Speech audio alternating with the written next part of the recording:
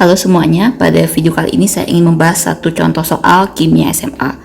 Ya, tapi sebelum kita lanjut ke contoh soal kali ini, saya harapkan kalian belum subscribe untuk subscribe channel ini ya, karena kami mengupload video-video matematika, fisika, kimia, dan biologi.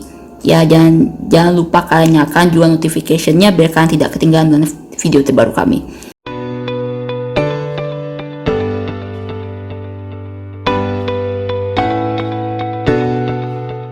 Oke, sekarang saya lanjut, saya bacakan dulu soalnya ya.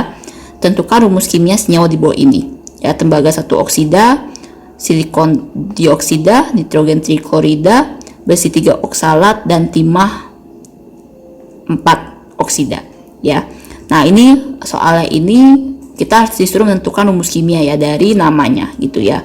Nah, untuk yang video sebelumnya saya sempat membahas mengenai bagaimana cara kita membuat namanya dari rumus kimia yang diketahui. Nah, sekarang kebalikannya gitu ya.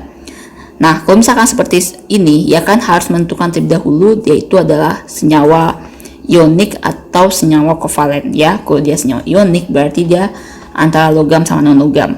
Kalau dia senyawa kovalen berarti antara non logam dengan non logam juga ya. Nah, sekarang nomor 1, tembaga 1 oksida. Tembaga kan logam ya.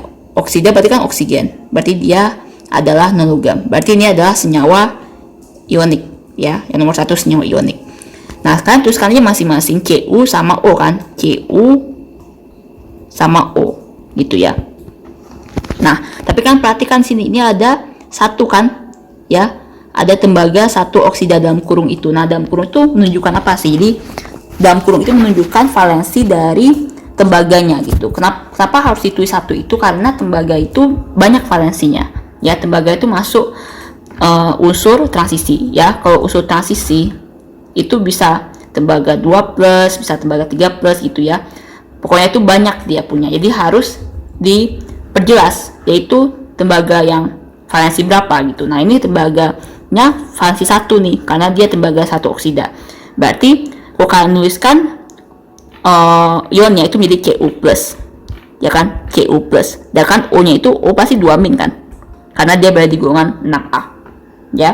Nah, karena dia ini CO+ sama O2- berarti supaya dia itu setara setara valensinya antara kation dengan anion kan harus buatnya menjadi sama. Kalau ini plus, ini 2 plus 1 sama 2- berarti dia harus menjadi 2+ sama 2- supaya menjadi 0 ya. Nah, supaya menjadi 2+, Cu-nya harus sebanyak 2. Jadi Cu2O gitu ya. Nomor 1 itu adalah Cu2O. Oke, jadi seperti itu fungsinya untuk 1 ini ya. Nah, sekarang nomor 2 itu adalah silikon dioksida. Silikon sama oksigen itu semuanya merupakan non logam kan. Kalau dia non logam berarti dia itu termasuk senyawa kovalen dan tidak bisa seperti ini kan tulis ada ionnya ya. Jadi kalian langsung aja tuliskan S sama O kan. Nah, sekarang kalian perhatikan nih, kalau dia senyawa kovalen itu biasanya ada indeks di depannya. Kalau misalnya ini kan depannya D nih, ya. Berarti oksigennya sebanyak 2, berarti SO2. Nah, seperti ini aja. Ya, jadi gampang yang kovalen. Yang nomor 3, nitrogen triklorida. Nitrogen kan dia adalah non logam. Klorida, klorin kan. Klorin dia berada di golongan 7A. Dia termasuk non logam juga. Berarti dia adalah senyawa kovalen. Langsung aja kalian tuliskan N sama Cl kan ya. Perhatikan juga di depannya ya, perhatikan tulisan depannya. Ini nitrogen gak ada di depannya kan, berarti N1. Kemudian triklorida karena dia tri itu 3, berarti Cl sebanyak 3, berarti NCl3 gitu. Nomor 4 ya, besi 3 oksalat ya.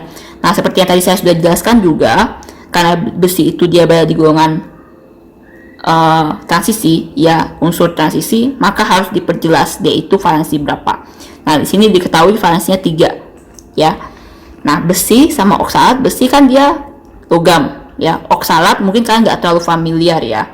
Jadi kalian itu harus tahu macam-macam anion yang poliatomik ya. Jadi anion poliatomik itu anion yang jenis unsurnya lebih dari 1. Misalkan kalau kalian pernah mendengar NO3- gitu gitu. Atau misalkan SO42-, ya.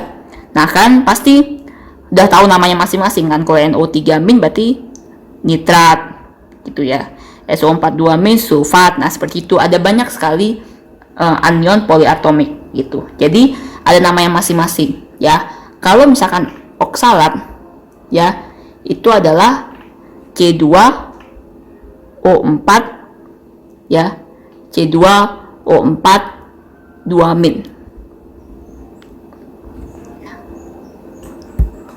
C2O4 2-. Saya ini eraser dulu ya.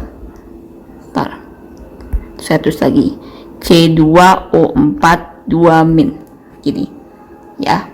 Sedangkan besinya itu adalah Fe kan. Jadi Fe sama C2O4 2-. Oke. Nah, karena besi itu adalah di sini diketahui ada 3, berarti Fe 3+ ya. Fe 3+. Oke. Nah, supaya 3 sama 2 itu sama ya, kalian kali ubah semuanya menjadi 6 ya. Jadi ini plus 6 sama min 6. Kalau jadi plus 6 berarti kan kali 3 ya. Ya, jadi Fe-nya sebanyak 3. Ya. Ya, salah, sorry. Karena dia 3 ke 6 berarti kan dikali dengan 2 ya. Berarti Fe 2 ya. Sedangkan C2O4-nya dari 2- bagi 6 itu dikali dengan 3. Maka C2O4 2-nya sebanyak 3 ya. Karena dia itu anion poliatomik, maka kan harus kasih kurung ya. Jadi C2O4 kali 3 ya. Atau saya hapus dulu sebentar. Jadi seperti ini ya. Fe-nya itu pertama Fe 3+. Ya, semua menjadi 6, jadi ini dikali dengan 2, ini kali dengan 3. Ya. Nah, sekarang nomor 5 itu adalah timah 4 oksida. Ya, oksida berarti dia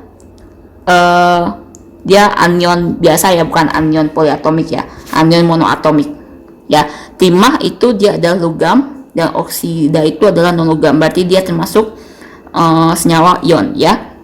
Kalian tuliskan dulu masing-masing. Jadi timah itu kan Sn ya. Sn karena dia 4 berarti 4+ kan. Oke, oksida itu berarti O kan, O2-.